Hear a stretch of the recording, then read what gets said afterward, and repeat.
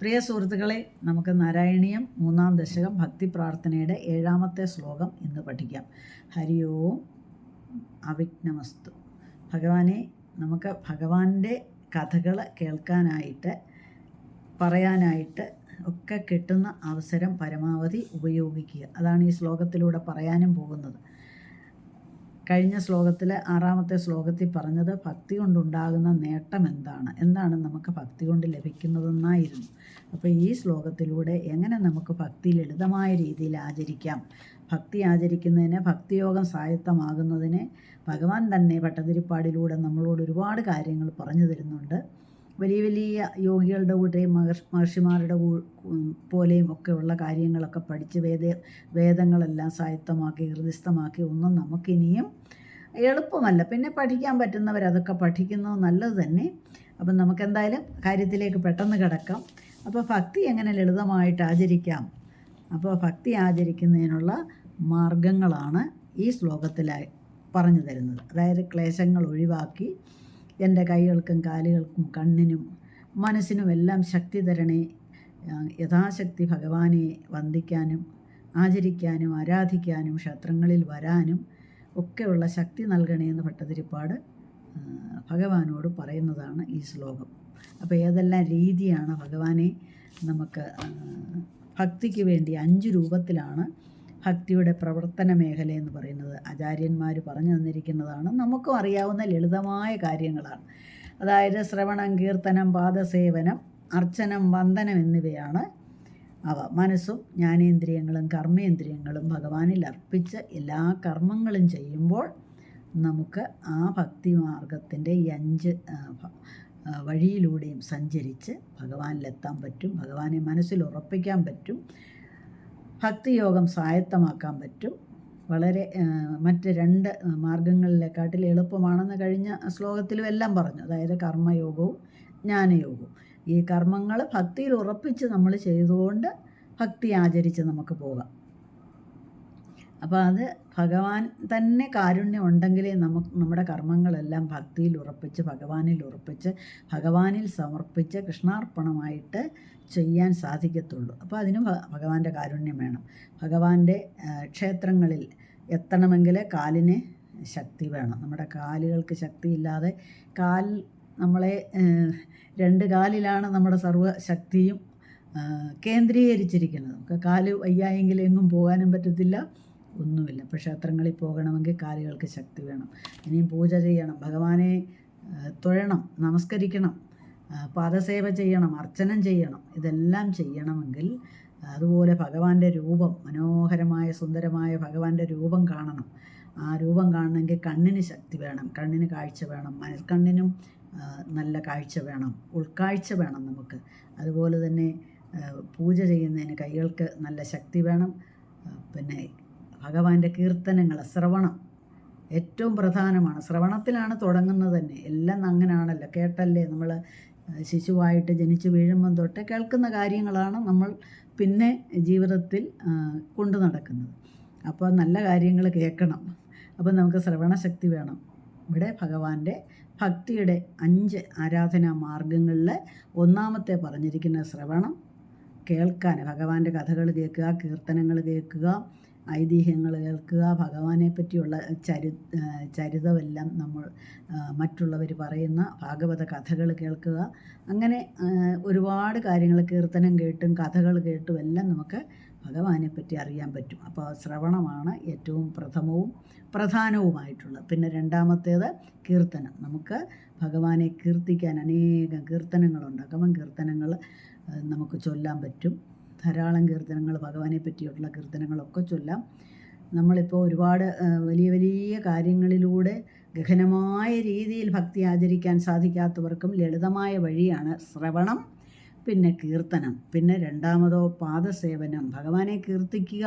ഭഗവാന്റെ കീർത്തനങ്ങൾ ചൊല്ലുകയും ഭഗവാന്റെ കഥകൾ പറയുകയും ചെയ്യുന്നതും എല്ലാം കീർത്തനത്തിൽ വരും. പിന്നെ പാദസേവനം, ഭഗവാനെ നമുക്കാവുന്ന രീതിയിൽ ഭഗവാന്റെ പാദപത്മങ്ങളെ സേവിക്കുക എന്നുള്ളത്. പിന്നെ അർച്ചനം, നമുക്ക് ഭഗവാനെ അർച്ചിക്കുക. നമ്മുടെ ഹൃദയത്തിൽ നിന്നുള്ള ഹൃദയപുഷ്പങ്ങൾ കൊണ്ട്, സ്നേഹപുഷ്പങ്ങൾ കൊണ്ട് ഭഗവാനെ, ഭക്തിപുഷ്പങ്ങൾ കൊണ്ട് ഭഗവാനെ അർച്ചിക്കാൻ പറ്റും. ഒരു മാനസ പൂജാരീതിയാണത്. അങ്ങനെയും നമുക്ക് അർച്ചിക്കാം. അല്ലെങ്കിൽ ഒരു തുളസിയില കൊണ്ടും ഭഗവാനെ അർച്ചിക്കാം, ജലം കൊണ്ടും അർച്ചിക്കാം. അങ്ങനെ ഭഗവാനെ നമ്മൾ ആ രീതിയിലും 5 രീതിയിൽ പറഞ്ഞിരിക്കുന്നതിലെ 1 ശ്രവണം, 2 കീർത്തനം, 3 പാദസേവനം, 4 അർച്ചനം, പിന്നെ വന്ദനം. ഭഗവാനെ വന്ദിക്കുക എന്നുള്ളത്, നമസ്കരിക്കുക എന്നുള്ളത് അത് ഏറ്റവും പ്രധാനപ്പെട്ട കാര്യമാണ്. ഭഗവാനെ നമ്മൾ വന്ദിക്കാനാണ് നമ്മൾ ക്ഷേത്രങ്ങളിൽ പോകുന്നത്. അത് നമുക്ക് വീട്ടിലിരുന്നും ചെയ്യാം, ഭഗവാനെ വന്ദിക്കാം. അപ്പം കീർത്തനവും ശ്രവണവും അതുപോലെ പാദസേവനവും അർച്ചനവും വന്ദനവും തുടങ്ങിയ 5 മാർഗങ്ങളിലൂടെ, അതായത് മനസ്സ്, ജ്ഞാനേന്ദ്രിയങ്ങൾ, കർമ്മേന്ദ്രിയങ്ങളെന്ന് പറയുന്ന ഈ മനസ്സും കൂട്ടി 11, അങ്ങനെ ഈ 11 ഇന്ദ്രിയങ്ങളുടെ, മനസ്സിനെയും കൂട്ടുവാണെങ്കിൽ 11 ഈ 11 എണ്ണം ജ്ഞാനേന്ദ്രിയങ്ങളും കർമ്മേന്ദ്രിയങ്ങളും മനസ്സും ചേർന്ന് ഭഗവാനെ, നമ്മുടെ സർവ്വപ്രവർത്തിക്കും ഭഗവാനെ സമർപ്പിക്കുന്നതാണ് നമുക്ക് ഭക്തി ലഭിക്കാനുള്ള മാർഗമായിട്ട് ആചാര്യന്മാർ പറഞ്ഞിരിക്കുന്നത്. അതിനും ഭഗവാന്റെ കാരുണ്യം വേണം. എപ്പോഴും നമ്മൾ നാമം ജപിച്ചുകൊണ്ടിരിക്കാൻ നമുക്ക് സാധിക്കത്തില്ല. നമ്മൾ ചെയ്യുന്ന കർമ്മങ്ങളെല്ലാം ഭഗവാനിൽ അർപ്പിച്ച് ചെയ്താൽ മതി. അതും ഒരു അർപ്പണമാണ്, അത് അർച്ചനയാണ്, പാദസേവനമാണ്, കീർത്തനമാണ്, എല്ലാം അതിനകത്ത് വരും. നമ്മൾ ഭഗവാന്റെ കീർത്തനങ്ങൾ കേൾക്കുകയും കീർത്തിക്കുകയും ചെയ്യുമ്പോൾ അത് കീർത്തനമായിട്ട് മാറും. പിന്നെ അതിനു വേണ്ടി ഉള്ള ശക്തി എനിക്ക് തരണേന്നാണ് ഈ പറഞ്ഞ 5 കാര്യങ്ങളും ചെയ്യാനായിട്ട് ഭഗവാൻ എനിക്ക് ശക്തി തരണേന്നാണ് ഈ ശ്ലോകത്തിലൂടെ ഭട്ടതിരിപ്പാട് ഭഗവാനോട് പറയുന്നത്. ആ ശ്ലോകം നമുക്കൊന്ന് വായിക്കാം. വിധൂയ ക്ലേശാന്മേ കുരുചരണയുഗം, വിധൂയ ക്ലേശാന്മേ കുരുചരണയുഗ്മം ധൃതരസം ഭവക്ഷേത്രപ്രാപ്തൗ കരമപി ച തേ പൂജനവിധൗ ഭവന്മൂർത്യാലോകേ നയനം അഥ തേ പാദതുളസീ പരിക്രാണേ ഘ്രാണം ശ്രവണമപി തേ ചാരുചരിതേ. വിധൂയ ക്ലേശാന്മേ കുരുചരണയുഗ്മം ധൃതരസം ഭവക്ഷേത്രപ്രാപ്തൗ കരമപി ച തേ പൂജനവിധൗ ഭവന്മൂർത്യാലോകേ നയനം അഥ തേ പാദതുളസീ പരിക്രാണേ ഘ്രാണം ശ്രവണമപി തേ ചാരുചരിതേ. വിധൂയ ക്ലേശാന്മേ, എൻ്റെ എല്ലാ ക്ലേശങ്ങളെയും ഭഗവാനെ നീക്കിത്തരണമേ. പിന്നോ മേ ചരണയുഗ്മം, എൻ്റെ 2 കാലുകളുടെ ശക്തി ഇല്ലെങ്കിൽ എനിക്ക് ക്ഷേത്രത്തിൽ പോകാൻ സാധിക്കത്തില്ല. അപ്പോൾ ഭഗവാനെ പ്രാർത്ഥിക്കാൻ സാധിക്കും. അപ്പോൾ ക്ഷേത്രത്തിൽ പോകണമെങ്കിൽ എൻ്റെ കാലുകൾക്ക് ശക്തി വേണം. അപ്പോൾ എൻ്റെ കാലുകളെ ശക്തിയുള്ളതാക്കി തീർക്കണേ ഭഗവാനെ. മേ ചരണയുഗ്മം, എൻ്റെ 2 കാലുകളെയും ഭഗവത് ക്ഷേത്രപ്രാപ്തൗ ത്രിതരസം കുരു, നിന്തിരുവടിയുടെ ക്ഷേത്രത്തിൽ എത്തുന്നതിന് രസമുള്ളതാക്കി തീർക്കണം എൻ്റെ കാലുകളെ. ഭവത് ക്ഷേത്രപ്രാപ്തൗ ത്രിതരസം കുരു, ത്രിതരസം കുരു എന്ന് പറഞ്ഞാൽ രസമുള്ളതാക്കി തീർക്കണം. എൻ്റെ കാലുകൾക്ക് ഭഗവാന്റെ ക്ഷേത്രത്തിൽ വരാൻ രസമുള്ളതാക്കി തീർക്കണമെന്ന് പറഞ്ഞാൽ ശക്തിയുള്ളതാക്കി തീർക്കണം. എന്നാലല്ലേ എനിക്ക് അങ്ങോട്ട് നടന്നു വരാനൊക്കെ. ഇവിടെ ഭട്ടതിരിപ്പാടിനാണെങ്കിൽ വാതരോഗം കൊണ്ട് കാലുകൾ ഒക്കെ പ്രയാസം ആസ്കത അനുഭവിച്ചുകൊണ്ടിരിക്കുക. അവിടെ അതും സൂചിപ്പിക്കുന്നുണ്ട്. പക്ഷേ എല്ലാവർക്കും വേണ്ടിയാണ് ഭട്ടതിരിപ്പാട് ഭഗവാനോട് ഇങ്ങനെ പറയുന്നത്. അതായത് എൻ്റെ ചരണയുഗ്മങ്ങൾക്ക്, എൻ്റെ 2 കാലുകൾക്ക് ത്രിതരസം തരണം, ശക്തി തരണം ഭഗവാനെ, ഭഗവാന്റെ ക്ഷേത്രപ്രാപ്തിക്ക്. പിന്നോ കരമപിജ, കൈകളെയും, കാലുകൾക്ക് ശക്തി തന്നാൽ പോരാ, ഭഗവാനെ തൊഴണമെങ്കിൽ കൈകൾക്ക് ശക്തി വേണം, മനസ്സും വേണം അല്ലേ.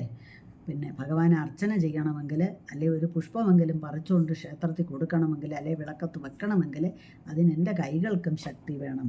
ഭഗവാനെ പ്രാർത്ഥിക്കാൻ, ഭഗവാനെ ഭജിക്കാൻ, ഭഗവാന്റെ സേവനം ചെയ്യാൻ, ഭഗവാൻ അർച്ചന ചെയ്യാൻ എൻ്റെ കരമപിച്ച, എൻ്റെ 2 കൈകൾക്കും ശക്തി നൽകണേ ഭഗവാനെ എന്നാണ് അടുത്തതായിട്ട് ഭട്ടതിരിപ്പാട് പറയുന്നത്.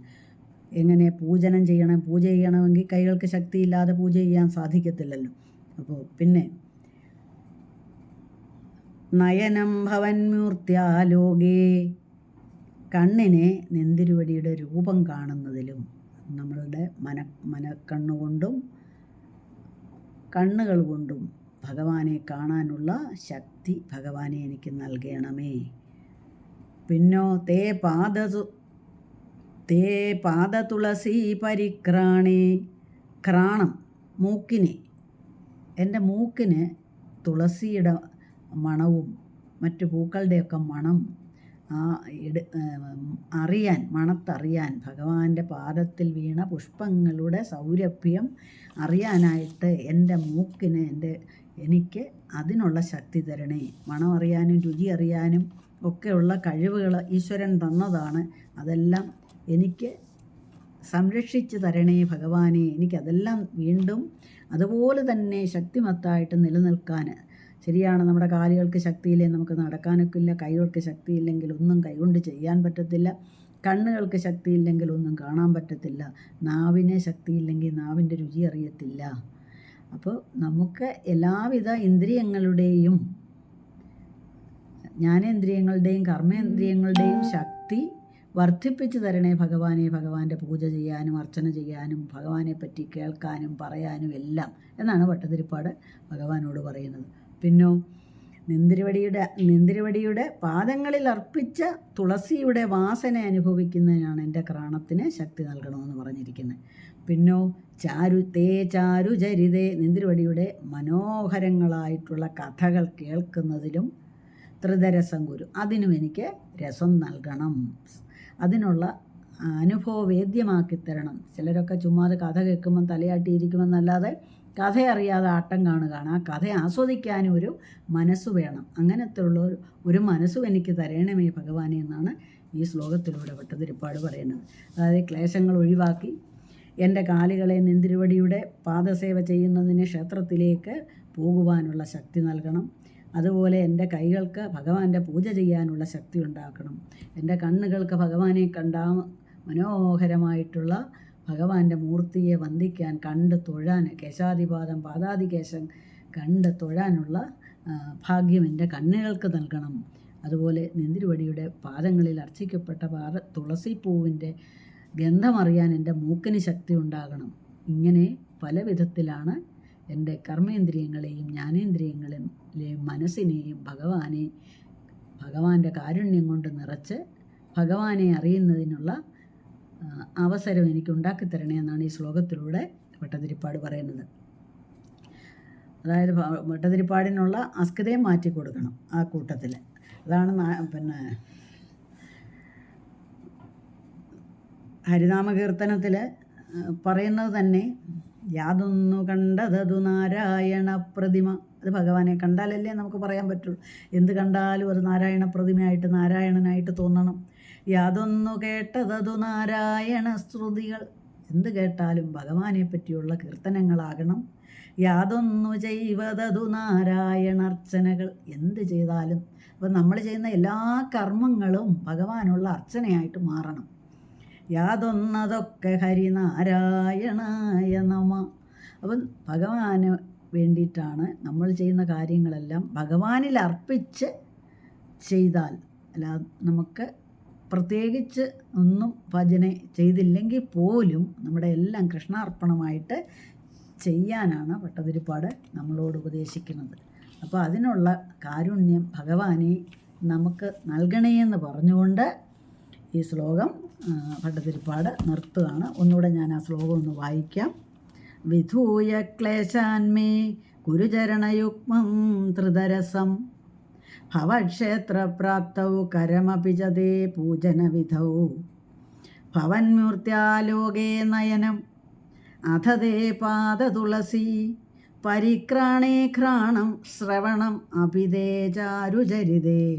അങ്ങനെ ഭഗവാന്റെ കഥ കേൾക്കാനും ഭഗവാനെപ്പറ്റി പറയാനും ഭഗവാനെ കാണാനും എല്ലാം എൻ്റെ കർമ്മേന്ദ്രിയത്തിനും ജ്ഞാനേന്ദ്രിയങ്ങൾക്കും മനസ്സിനും ശക്തി തരണേ, ശോഭ തരണേ എന്ന്, അങ്ങനെ എനിക്ക് ഭക്തി എനിക്ക് തരണേ എന്നാണ് യഥാർത്ഥത്തിൽ ഭഗവാനോട് ഭട്ടതിരിപ്പാട് പ്രാർത്ഥിക്കുന്നത്. അതുപോലെ നമുക്കും പ്രാർത്ഥിക്കാം. നമുക്കും നമ്മുടേതായ വഴിയിൽ ഭഗവാനെ സ്വായത്തമാക്കാൻ, ഭക്തി സ്വായത്തമാക്കാൻ, ഭഗവാനെ അറിയാൻ, ആ ഭക്തിരസം അനുഭവിക്കാൻ നമുക്കും ശക്തി തരണേ എന്ന് പ്രാർത്ഥിച്ചുകൊണ്ട് നമുക്ക് ഈ ശ്ലോകം ഇവിടെ നിർത്താം. അടുത്ത ശ്ലോകം 8ാമത്തേത് അടുത്ത തിങ്കളാഴ്ച ഇതുപോലെ വീഡിയോ ആയിട്ടോ ലൈവായിട്ടോ എന്ന് പറയാം. എല്ലാവർക്കും നമസ്കാരം. എല്ലാവർക്കും ഭഗവാന്റെ അനുഗ്രഹം ഉണ്ടാകട്ടെ.